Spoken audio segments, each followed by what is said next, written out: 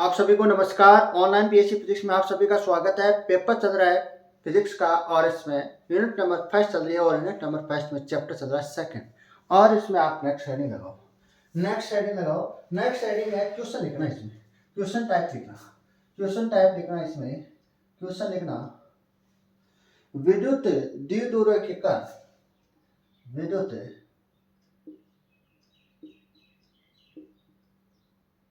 द्विध्रुव के कारण विद्युत द्विध्रुव के कारण विद्युत क्षेत्र की तीव्रता की गणना करो। विद्युत द्विध्रुव के कारण विद्युत क्षेत्र की तीव्रता की गणना करो। कॉलेज लेवल के हिसाब से करनी है आपको। 11 12 बेस के हिसाब से नहीं करनी है। ये आपके 11 12 में 12th क्लास में है। आपके 12th क्लास में है। ये टॉपिक है तीव्रता की गणना करो। लेकिन हम किसके आधार पर करेंगे? कॉलेज लेवल के आधार पर करेंगे। तो देखो इसमें लिखो सॉल्यूशन में लिखना। सॉल्यूशन में लिखना। केवल इसमें कैलकुलेशन है। केवल क्या है इसमें? केवल कैलकुलेशन। इसमें लिखो हम जानते हैं कि विद्युत द्विध्रुव के कारण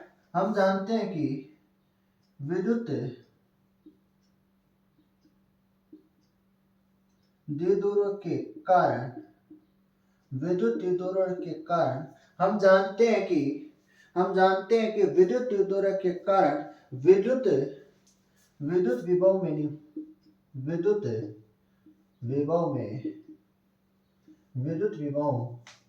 विद्युत विभव निम्न होता है। हम जानते हैं कि विद्युत द्विध्रुव के कारण विद्युत विभव निम्न होता है। तो विद्युत विभव को किससे लिखते हैं? कैपिटल V से लिखते हैं। ये क्या होता है? Capital K। यहाँ पर स्मॉल p क्या है? विद्युत द्विध्रुव है। क्या है? विद्युत द्विध्रुव है cos theta upon r square. समीकरण नंबर क्या दे देना? 1 दे देना। समीकरण नंबर क्या आ गई? 1 आ गई। जहां K बराबर क्या है? कांस्टेंट है जिसका मान होता है 1 upon 4 pi epsilon nought 9 into 10 की power 9 newton into metre square upon c square. और यहाँ पर ये क्या है? विद्युत द्विध्रुव है। स्मॉल p क्या है? विद्युत द्विध्रुव है। ये क्या होता है? ये होता है क्यों चार्ज और 2a क्या है? दो समान परिमाण के आवेश है। लेकिन दोनों आवेश क्या है? एक दूसरे के विपरीत है और इनके मध्य की जो दूरी होती है वो क्या होती है? 2a होती है। तो देखो अब एक चीज और हम जानते हैं। एक चीज और लिखो इसमें।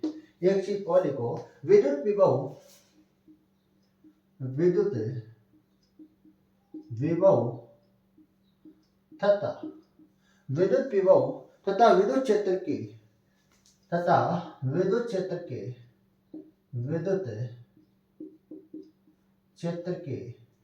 विद्युत विभव तथा विद्युत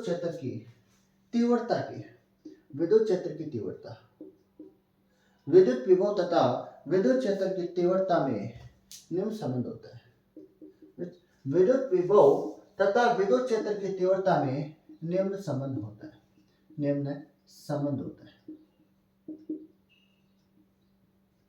ये भी आप पढ़ चुके हो। देखो विद्युत क्षेत्र की तीव्रता को किससे लिखते हैं? कैपिटल E से लिखते हैं। E वेक्टर बराबर क्या होता है? माइनस डेल वेक्टर V होता है। क्या होता है? माइनस डेल वेक्टर V होता है। तो देखो यहां पर जहां डेल वेक्टर क्या है? सदिश अवकल संकार है। क्या है? सदिश अवकल संकारक है। तो देखो तो V का मान किसके फॉर्म में? किसके फॉर्म में? थीटा और r के फॉर्म में। किसके? थीटा और r के फॉर्म में। कौन सी पद्धति में आती है? थीटा और r आती है दूरीय पद्धति में। कौन सी पद्धति में आती है? दूरीय पद्धति में आती है। पुनः मेरी बात ध्यान से सुना, यहाँ पर v आपको नजर आ रहा है, v का मान आपको समीकरण नंबर 1 में आपको नजर आ रहा है। यहाँ तो v है, इसका मान कहाँ नजर आ रहा है? समीकरण नंबर 1 में नजर आ रहा है। तो ये किसके रूप में? थीटा और किसके रूप में? r में। तो थीटा और r की पद्धति में हमको क्या लिखना है? सदिश अवकल संकारक लिखना है। क्या लिखना? सदिश अवकल संकारक लिखना है। इसको आप दे दो समीकरण नंबर 1 और इसको आप दे दो समीकरण नंबर 2। यहां तक उतारो, यहां तक उतारो।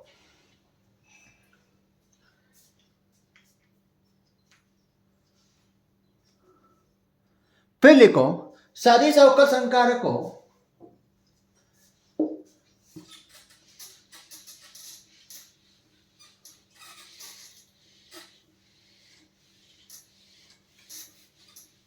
अब केवल इसमें क्या है? कैलकुलेशन का पार्ट है। हमने चैप्टर नंबर फर्स्ट में पढ़ चुके हैं, चैप्टर नंबर फर्स्ट में पढ़ चुके हैं।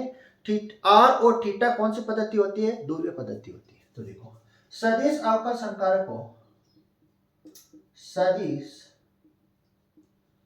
अवकल संकारक को, सदिश अवकल संकारक को दूरीय पद्धति में लिखने पर, दूरीय पद्धति में लिखने पर तो देखो डेल वेक्टर बराबर क्या होता है? R cap del upon del r plus theta cap 1 upon r del upon del theta plus phi cap 1 upon r sine theta, r sine theta del upon del phi, ये होता है। अब देखो समीकरण 3 में डेल वेक्टर व v का मान रखने पर, v का मान रखने पर तो रखो, रखने पर समीकरण 2, 3 है या 2 है? समीकरण 2 है, समीकरण 2 आई थी। समीकरण 2 में डेल वेक्टर व v का मान रख रहे हैं तो रखो। तो देखो ई वेक्टर बराबर क्या होगा? या ई लिख दो इसको, सदिश रूप बाद में देखेंगे या सदिश रूप में, सदिश रूप में चले, सदिश रूप में चले तो माइनस कोष्टक डेल वेक्टर का मान r cap del upon del r plus theta cap 1 upon r del upon del theta plus phi cap 1 upon r sine theta del upon del phi. और इस v को क्या कर दूं मैं? अंदर गुना कर दूं। इस v को क्या कर रहा हूं? अंदर गुना कर रहा हूं। तो ई वेक्टर बराबर क्या होगा? ई वेक्टर होगा minus r cap del upon del are V plus theta cap 1 upon r del upon del theta V plus phi cap 1 upon r sine theta del upon del phi V. समीकरण number क्या आ गई? 3 आ गई। समीकरण number क्या आ गई? 3 आ गई। समीकरण नंबर क्या आ गई? समीकरण नंबर 3 तक आपको किसी प्रकार का दिक्कत नहीं होनी चाहिए। समीकरण नंबर 3 तक आपको क्या नहीं होना चाहिए? किसी प्रकार का दिक्कत नहीं होनी चाहिए। समीकरण नंबर जो 3 है यहां तक आपको किसी प्रकार की दिक्कत नहीं होनी चाहिए। तो देखो आगे देखो, अब देखो इसमें क्या क्या टर्म आ रही है। देखो ये तो हो गई फर्स्ट टर्म, ये हो गई सेकेंड टर्म और ये क्या हो गई? Third term. तो देखो लगाओ first term, point number first लगा लेना फर्स्ट टर्म के लिए। तो देखो यहां पर हमें क्या निकालना है? डेल अपॉन डेल आर भी निकालना है। क्या निकालना है? फर्स्ट टर्म में हमें क्या निकालना है? ये तो फर्स्ट, या सेकंड और ये थर्ड टर्म। तो फर्स्ट टर्म में हमें क्या निकालना है? डेल अपॉन डेल आर भी निकालना है। v का मान क्या है? v का मान क्या है? यहां पर v का मान नहीं रखना है, डेल वेक्टर का मान रखना। समीकरण नंबर 2 में डेल वेक्टर का मान रखेंगे, क्योंकि v का मान रखेंगे तो समीकरण नंबर क्या हो जाएगी? बहुत बड़ी हो जाएगी। यहाँ पर समीकरण नंबर क्या हो जाएगी? बहुत बड़ी हो जाएगी। इसकी बजाय आप क्या रख दो? समीकरण नंबर 2 में डेल वेक्टर का मान रख दो बस। अब देखो v का मान यहां रखना है। तो देखो v का मान क्या था?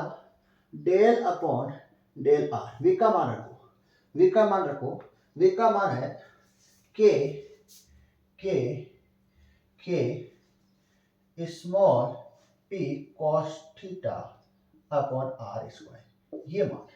ये मान है वी का। तो देखो इसमें क्या कांस्टेंट चल रहा है, del upon del are V बराबर यहाँ पर के कांस्टेंट है और पी कांस्टेंट है और कॉस थीटा कांस्टेंट है। तो del upon del R 1 upon are square. 1 upon are square का आउटलाइन आप सभी जानते हो, del upon del are V बराबर del upon del are V बराबर के स्मॉल पी कॉस थीटा, क्या होगा इसका -1 अपॉन आर की घात 3, -1 अपॉन आर की घात 3। इसको लिख सकते हैं, यहाँ पर 2 रहेगा, सॉरी 2 आएगा यहाँ पर, -2 अपॉन आर की घात 3, ये अवकलन होगा इसका। तो देखो del upon del are V बराबर -2 k small P cos theta upon are की घात 3। इसको आप समीकरण नंबर क्या दे देना, स्मॉल ए दे देना। समीकरण नंबर क्या दे देना, स्मॉल ए दे देना। इसको आप क्या दे देना, समीकरण नंबर स्मॉल ए दे देना। यहां तक आपको दिक्कत नहीं, केवल क्या किया है मैंने, एक आउटलाइन किया, केवल क्या किया है, आउटलाइन किया।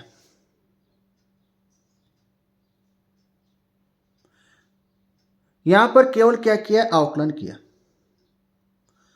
अब देखो सेकंड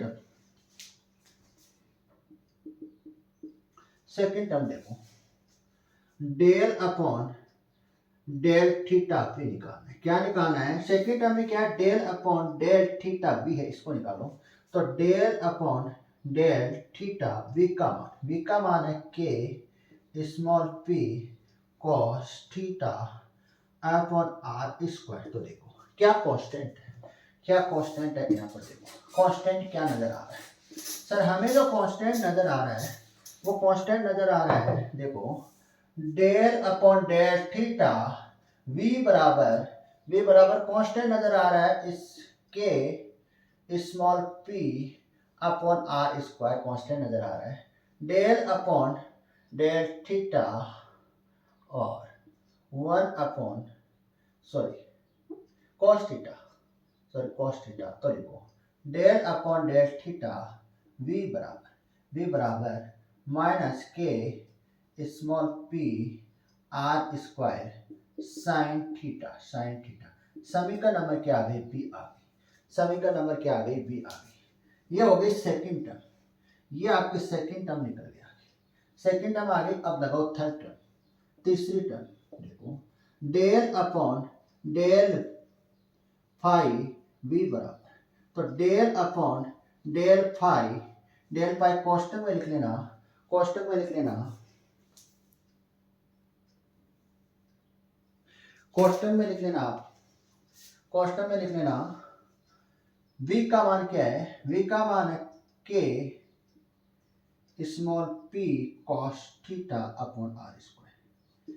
क्या इस टर्म में फाई नजर आ रहा है, क्या इस टर्म में फाई नजर आ रहा है, तो इसका आउटलाइन क्या हो जाएगा, 0 हो जाएगा। आउटलाइन क्या हो जाएगा, 0 हो जाएगा। कोष्टक में लिख लेना v एरो लगा के लिखना, v मतलब विभव, आर व थीटा पर ही निर्भर करता है तथा फाई पर निर्भर नहीं करता है। v है वो किस पर निर्भर कर रहा है, आर और थीटा पर ही निर्भर कर रहा है। तो देखो यहां तो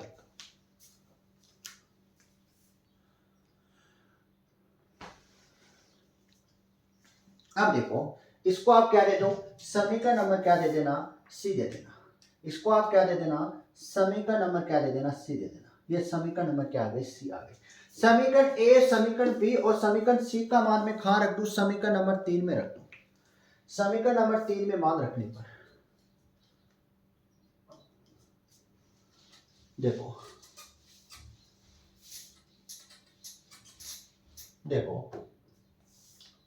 समीकरण 3 में मान रखने पर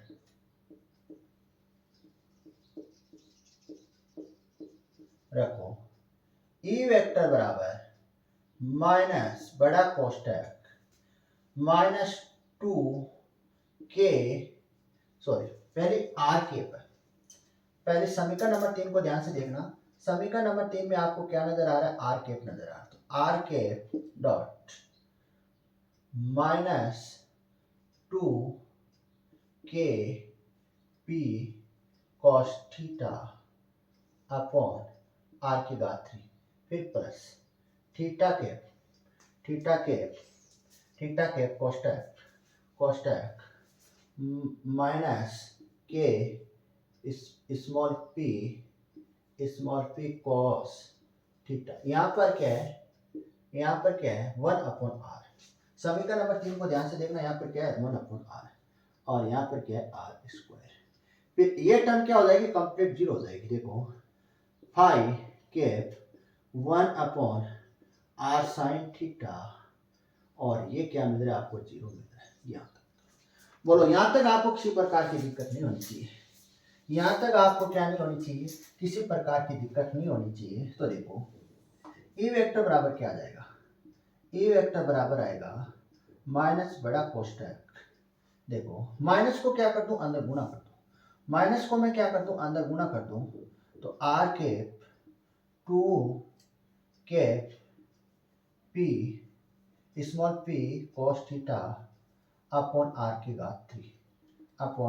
घात 3 plus theta cap K small P sine, यहाँ पर साइन थीटा है, सॉरी यहाँ पर साइन थीटा है। देखो यहाँ पर क्या है, कॉस थीटा नहीं है, साइन थीटा। यहाँ पर ध्यान में रखना, इस टर्म को ध्यान से देखना। यहाँ पर समीकरण नंबर बी में देखो, यहाँ पर minus K small P cos theta नहीं है, साइन थीटा है। तो साइन थीटा अपॉन एक आर ये है और एक आर स्क्वायर है, दोनों मिलकर कितने हो जाएंगे, आर की घात 3 हो जाएंगे। कितने हो जाएंगे, आर की घात 3 हो जाएंगे। ये टर्म क्या हो जाएगी, जीरो हो जाएगी। ये टर्म क्या हो जाएगी, जीरो हो जाएगी। यहाँ तक बताओ, इसको लिखने की जरूरत नहीं है, याद रखो। अब देखो परिमाण लेने पर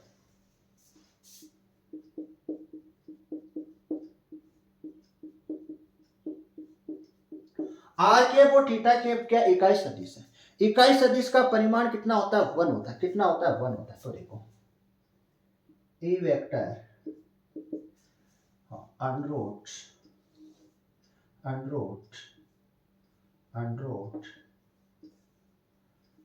2k p cos theta upon are की घात 3 plus K small p sine theta R की घात 3। दोनों पर क्या लगा देना, स्क्वायर लगा देना। दोनों पर क्या लगाना, स्क्वायर लगाना। केवल क्या लिया है मैंने, यहाँ पर परिमाण लिया। अब देखो कॉमन क्या चीज आ रही है, अब देखो कॉमन क्या आ रहा है। कॉमन देखो इसमें आपको कॉमन क्या चीज नजर आ रही है। तो देखो ई बराबर कॉमन नजर आ रही है यहाँ पर के स्मॉल पी अपॉन आर की घात 3 कॉमन नजर आ रही है। अंदर क्या बच रहा है, अंदर बच रहा है 4 cos square theta plus sine square theta बच रहा है। तो देखो इसको मैं किस प्रकार से लिख सकता हूँ, देखना ई बराबर के small P R square under root, इसको मैं लिख सकता हूँ 3 cos square theta plus cos square theta plus sine square theta. तो देखो ये टर्म आपको समझ में आएगी। इसको हल करने पर, इनको जोड़ने पर क्या आ जाएगा आपके पास, 4 cos स्क्वायर थीटा आ जाएगा। क्या आ जाएगा, 4 cos स्क्वायर थीटा आ जाएगा। और इसका मान कितना होता है, 1 होता है, आप सभी जानते हो। इसका मान कितना होता है, 1 होता है। तो ई बराबर के पी आर की घात 3 अपॉन आर की घात 3 अपॉन आर की घात 3 under root 3 cos square theta plus 1। ये लो,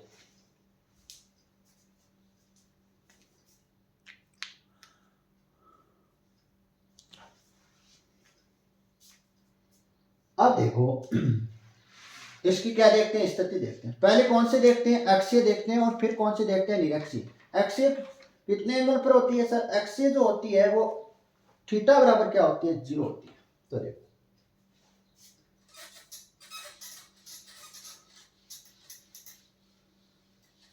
क्या स्पष्ट लगा उसमें। ये आप समीकरण नंबर क्या दे देना, 4 दे देना।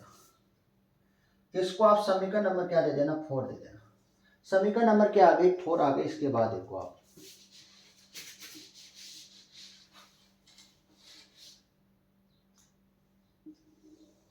समीकरण नंबर क्या आ गई, 4 आ गई। इसके बाद आप देखो, इसके बाद आप देखो case first, case first, case first, case first आप देखो। केस फर्स्ट है, इसमें आप देखो अक्षीय स्थिति पर, अक्षीय स्थिति पर, अक्षीय स्थिति पर थीटा एंगल कितना हो जाएगा, 0 हो जाएगा। और cos 0 का मान कितना होता है, 1 होता है, ये आप सभी जानते हो। तो समीकरण 4 से, समीकरण 4 से, समीकरण 4 ये E बराबर, नीचे लिख देना अक्षीय स्थिति, नीचे क्या लिख देना, अक्षीय, के पी अपॉन आर की घात 3 अंडर रूट 3 1 बन जाएगी बस। तो अक्षीय स्थिति में क्या आएगा, अक्षीय स्थिति में मिलेगा के स्मॉल पी आर की घात 3 और यहाँ पर क्या मिल जाएगा, 4। अंडर रूट 4 कितना होता है, 2 होता है। कितना होता है, 2 होता है। तो मैं यहाँ पर सीधा डायरेक्ट क्या लिख रहा हूँ, 2 लिख रहा हूँ। यहाँ तक उतारो, यहाँ तक उतारो, यहाँ तक उतारो।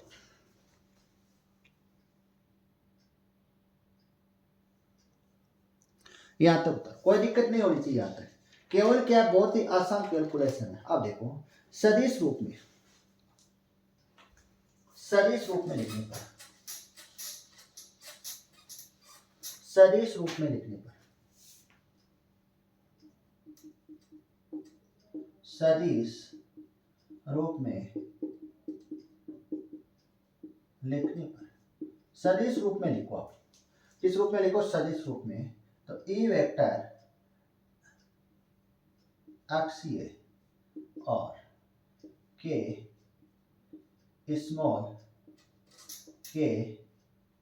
Small P vector upon are की घात 3। अब देखो, देखो ई वेक्टर तथा स्मॉल पी वेक्टर की दोनों की दिशा एक समान है। दोनों की दिशा एक समान है। दोनों की दिशा एक ही समान है। दोनों की दिशा समान है। कहने का मतलब है ई वेक्टर और पी वेक्टर की जो दिशा है वो क्या, एक समान है। तो देखो फिर लगाते हैं कैश सेकंड, फिर क्या लगाते हैं, कैश सेकंड लगाते हैं। देखो कैश सेकंड, कैश सेकंड देखो आप, कैश सेकंड देखो, कैश सेकंड है, कैश सेकंड, कैश सेकंड में आप देखो थीटा बराबर कितना लेंगे, पाई अपॉन 2 लेंगे। मतलब थीटा बराबर कितना होगा, 90 डिग्री होगा। cos 90 डिग्री का मान कितना होता है, 0 होता है। कितना होता है, 0 होता है। तो देखो समीकरण 4 से, समीकरण 4 से देखो तो E बराबर क्या होगा, के स्मॉल पी अपॉन आर की घात 3 अंडर रूट 3 0 प्लस 1। तो देखो E बराबर के स्मॉल पी अपॉन आर की घात 3, ये क्या हो गया। इसको आप क्या लिखो, सदिश रूप में लिखने पर, इसमें सदिश रूप में लिखने पर, तो लिखो सदिश रूप में, सदिश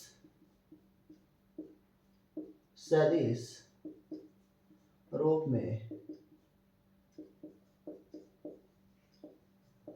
लिखने पर, सदिश रूप में आप लिखो, सदिश रूप में आप लिखो तो ए vector minus K small P vector और आर की घात अपॉन आर की घात 3 जा माइनस जा ऋणात्मक चिन्ह जा ऋणात्मक चिन्ह जा ऋणात्मक चिन्ह जा ऋणात्मक चिन्ह ए वेक्टर व स्मॉल p वेक्टर की दोनों की इस ए वेक्टर व स्मॉल p वेक्टर दोनों की दिशा विपरीत होती है